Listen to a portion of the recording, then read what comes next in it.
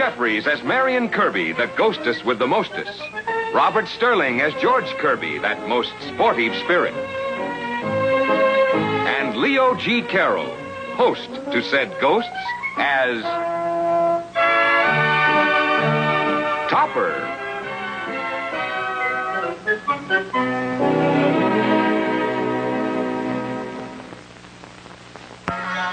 Cosmo Topper, a gentleman and a scholar, vice president of an important bank, a man of vision. And a very beautiful one she is. Her name is Marion Kirby. She's a ghost. That's her husband, George. They were killed in a skiing accident, and now they're trying to kill Topper with kindness, because he's the only one who can see and hear them. But what are they doing in a hardware store? Perhaps they're going to paint or plaster something. Oh, that's Neil, the Kirby's barfly St. Bernard. Looks like he's already plastered. The morning after every binge, he swears off and climbs on the wagon. What are we going to buy here, Topper? Hey, let's buy a bandsaw. I love music. I don't know which is the worst. A bull in a china shop or a ghost in a hardware store. How about a can of checkered paint? Henrietta gave me a list of things to bring back home. She's hired a handyman to do some repairs around the house, but I can't find anyone to wait on me. Oh, I'll get you a clerk in a hurry. Oh, how? I'll bet you $100 you'll be here in a half a second. This always brings them running. Here, you can't do that. There he is. What did I tell you? Marion, stop that. Oh, it went off by itself. It must be a short circuit or something. I won my bet. Give me my $100. Why, that $100 bill flew out like a kite. Well, all $100 bills fly like kites. That's why they have Benjamin Franklin's portrait on them. I'd like to purchase these things. Yes, sir. I'll have to get these nails from the back of the store.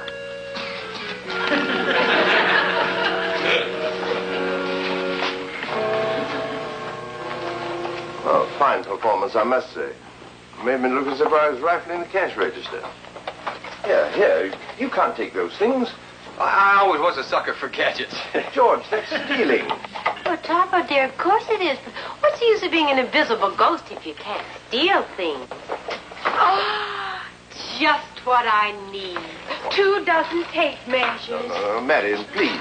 Please, you have to pay for those things. No money.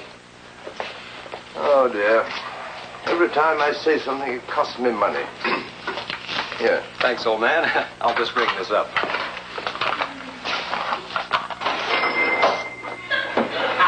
I caught you this time. Put up your hands. Operator, get me the police. Well, if you're going to do something, do it. Don't worry, Topper. Police, I want to report an attempted robbery. Take over the paint can, Marion. Right.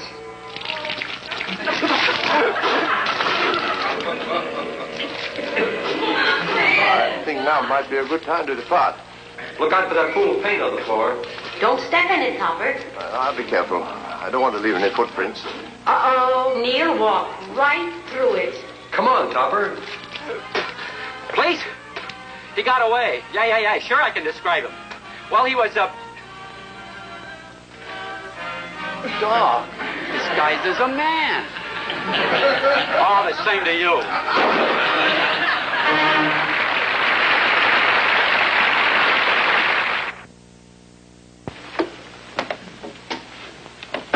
Well, there's nothing the matter with that door. Hello, everybody. I'm home. There. Did you see that? It opens and closes like that all the time. It does? Well, maybe the lock's jammed. Let me have a look at it.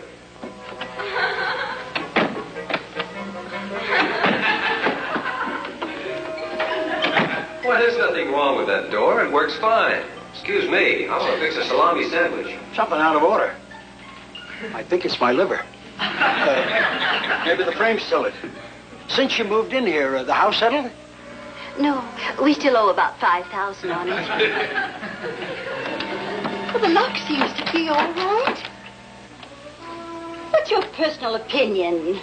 Miss Topper, your foundation slipped. I moved over it. Look, I tell you what I'm going to have to do. I'm going to have to take this door right off of the frame. Now, Oh, dear. Let me get the jardiniere out of here. Oh.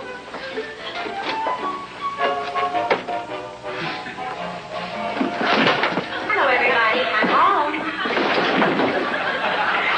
Excuse me, I have to find George. What have I done to encourage such an impetuous advance? somebody kicked me. Maybe we'd better look over the repairs on the outside of the house. Where there are no closets.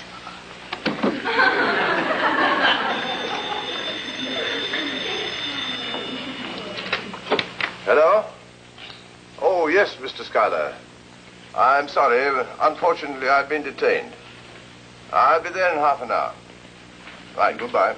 Oh, all right, Maggie, I'll answer it. Don't want you to fall over any of Mr. Woodhead's tools. I am hunting for a handyman named Woodhead.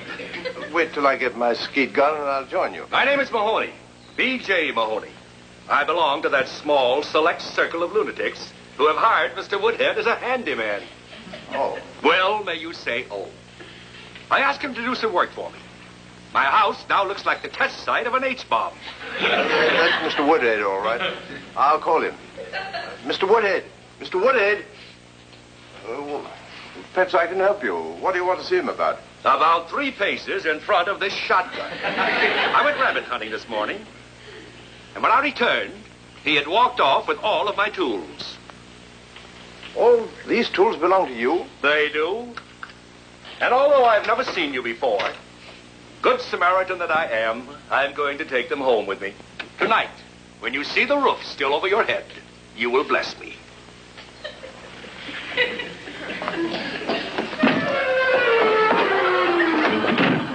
Somebody want me?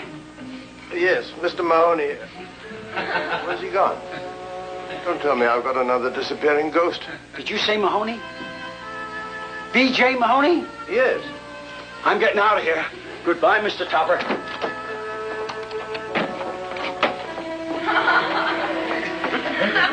It's stuck.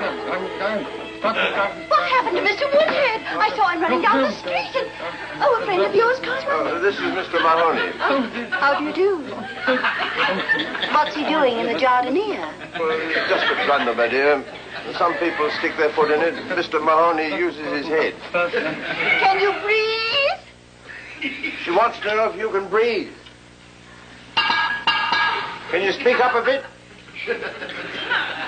I'm afraid we'll have to break it. No, Cosmo, no. We can't let it smother. Here, hand me that hammer. Oh, I can't bear to be here. What happened, Topper?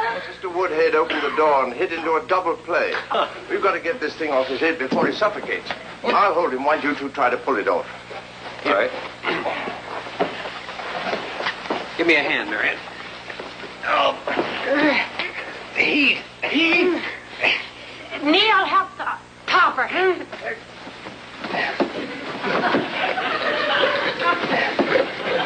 Oh, it's no use.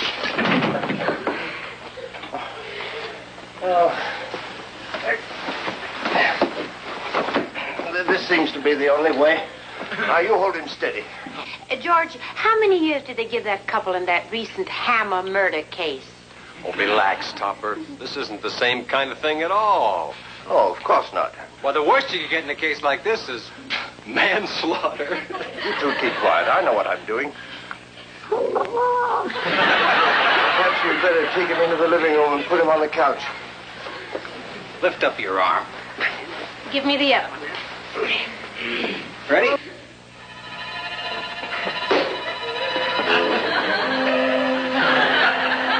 Anything for a laugh, huh, Mr. Topper? Over this way, George. Put him on the couch. Call the doctor at once, Maggie. Have him come right over. Yes, sir. Easy does it. There you are, Topper.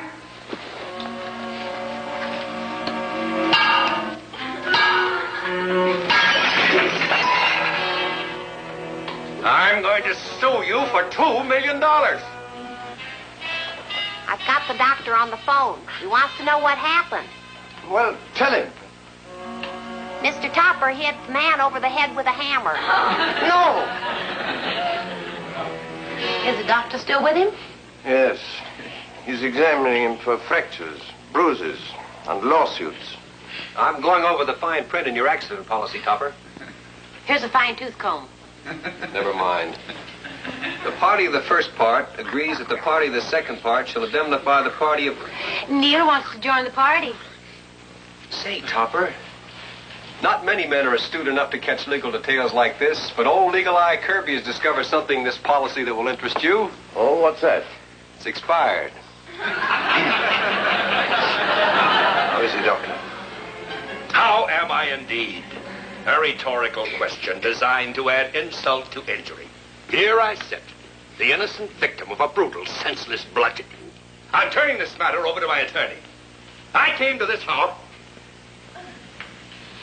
on a peaceful mission. I politely asked for the return of my personal property, whereupon I was viciously attacked. He kicked me in the face behind my back and thrust me into a nauseating nook of a closet. He threw a jardiniere of abominable taste over my head and proceeded to beat my brains out with a hammer, but only after he was unsuccessful in his attempt to... I don't know about the rest of him, but there's nothing wrong with his voice. The more I see of Mr. Mahoney, the more I miss Mr. Woodhead. Mr. Mahoney, I understand you've been rabbit hunting. That is quite true. Had I known there was a fiend loose in the neighborhood, I'd have organized a posse. But what does rabbit hunting have to do with the Gestapo tactics of this suburban Attila the Hun? Mr. Mahoney, you are suffering from rabbit fever. Rabbit fever? I am not a rabbit. It's a disease of wild rabbits which can be transmitted to humans, particularly hunters. Well, I'll leave him in your hands, Doctor.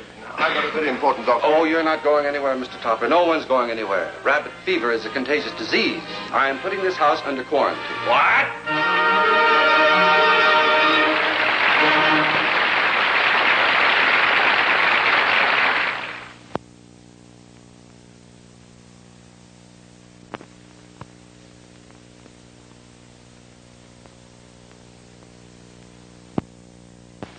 Why can't he go to a hospital? The county hospital is the only one that accepts contagious diseases. And it's filled to capacity. George! I found these rabbits outside the front door. Who do they belong to? I don't know. Say, honey, I found a way to extend Topper's insurance policy. Yeah? It expired the 15th. But by changing the 1 to a 2, that gives him coverage until the 25th of this month. This is the 26th. Oh. Well, back to the old drafting board. I'll go ask Topper who these belong to. Topper, who do these belong to? Those rabbits I shot. They've come back to haunt me. Where did these come from? This house was built over an old path to a waterhole, and the animals come through. Topper, let's have fried rabbit for dinner. They're jumping up and down. You're delirious. How about rabbit stew? Get out. What? Well, get out your instruments and make sure. I don't need instruments to tell me when a man has hallucinations. Look at those eyes. Roll up your sleeve, Mr. Mahoney. This will calm you down. I'll put these out in the backyard and we can skin them later. Where are they going? Well, I forgot to tell you, the waterhole dried up. Roll up your sleeve, Mr. Mahoney. This will calm you down. Doctor, could I see you a moment? Yes, yes. Look, he's not delirious. He's not having hallucinations. He's seeing things. No, he just thinks he's seeing things. But the things he thinks he sees are real. Well, that's what I said. But the things he sees are real things. What do you mean? Well, you see, this house is haunted by a couple of ghosts. They're the ones who are moving things. Do you see things move, too? I can even see the ghosts. Roll up your sleeve, Mr. Topper. This will calm you down. Well, Henrietta, Mr. Mahoney has rabbit fever. He does? How nice. Everyone should be enthusiastic about a hobby. But, dear... Cosmo dressed as the Easter Bunny last year at the bank. It was a party for the children. He laid eggs for the kiddies. I did not lay any egg. I merely sat on a nest and shook hands with everybody. Mrs. Topper, you don't understand. Rabbit fever is not a hobby. It's a disease. Oh, I'm so sorry to hear that. Could I get you a nice glass of carrot juice? Excuse us a moment, will you? Rabbit fever is contagious. So please stay in the other part of the house until I find out more about it. Very well, Cosmo. But you call me if you need me, won't you? Yes, dear. Yes. Rabid? Who says Mahoney was bitten by a mad dog? Why, this is vile slander and an attempt to extort money from you. Yes. Why, Neil doesn't have the rabies, and he's not mad at anybody. That's beer foam on his face. Oh, no, not rabid. Rabbit. You know, rabbit. Hop, hop, hop. This thing is spreading fast. Oh, I'm all right. I was just saying to myself that having an invalid in the house keeps you on the hop. Oh. George, what is rabbit fever? Oh, it's sort of like the galloping wobblies, only rabbit fever multiplies. Is it the plague?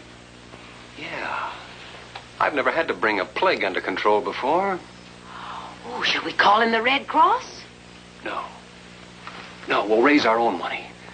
I'll organize a giant telethon. The best talent in the entertainment world will offer their services. Postmen across the nation will hop from door to door collecting lettuce. Well, if you ask me, we ought to fumigate this house and sterilize everything in it. We don't want Henrietta and Topper to catch it. Right. I'll set up a cyanide bomb. And I'll burn a sulfur candle. Where's the DDT? Oh, brother. Is he prepared? Now, Mr. Topper, I'll write out instructions on how to keep everything sterilized. What shall we fumigate first, George? Well, Mr. Mahoney's the one who brought the germs in. I guess we better start with him. Let him have it.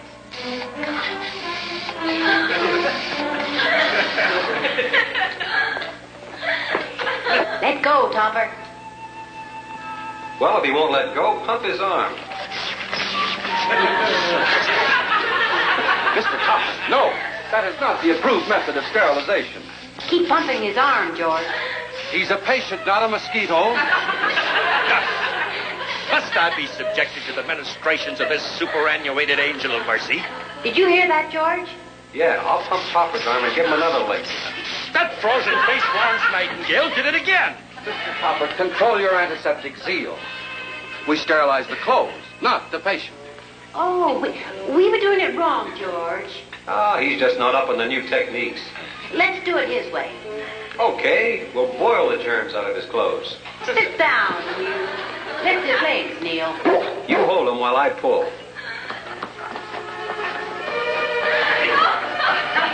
Mr. Topper! Let go. I said to let go. Take them in the kitchen. Start the water boiling. Well, I didn't take them off. They took off. Very virulent germs.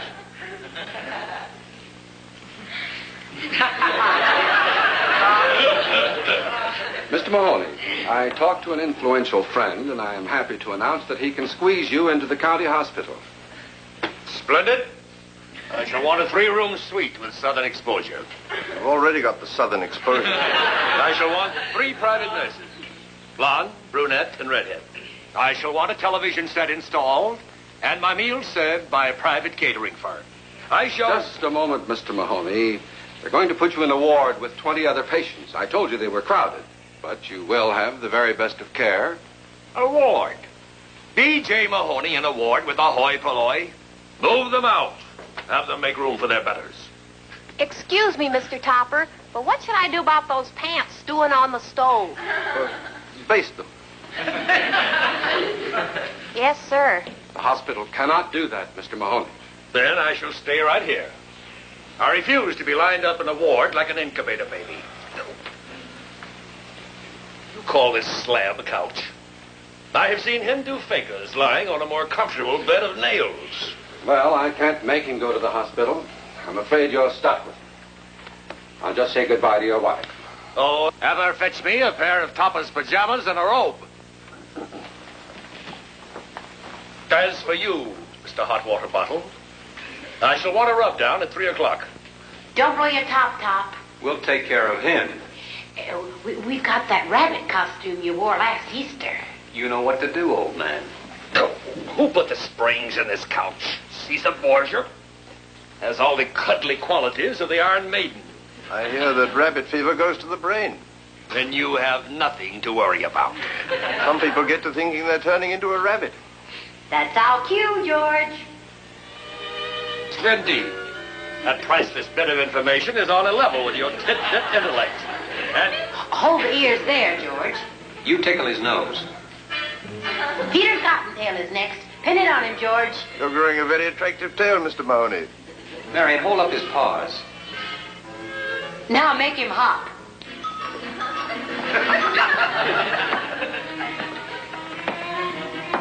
I've got to get to the hospital quick. Call the doctor. Call the doctor! Thanks for the carrot, Neil. Doctor, you called? Mr. Mahoney has changed his mind. He wants to go to hospital. Will you take him? Take him. If I see what I think I see, I'll race him. Well, I'm off here. If I'm lucky, I'll catch Mr. Schuyler at the 19th hole. What's that? We are fortunate, Cosmo. Now that Mr. Mahoney has gone, Mr. Woodhead has consented to come back. Oh, no. Well, I'm ready to fix that door now. Just stop it from opening and closing. Yes, ma'am. I'll nail it shut.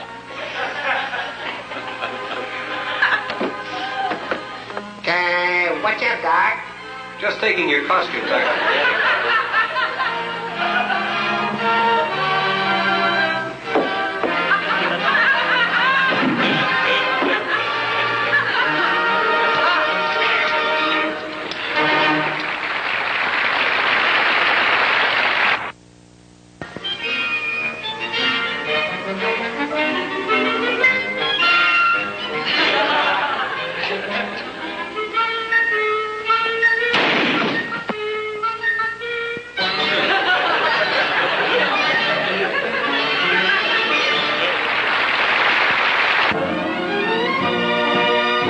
Produced by John W. Lupton.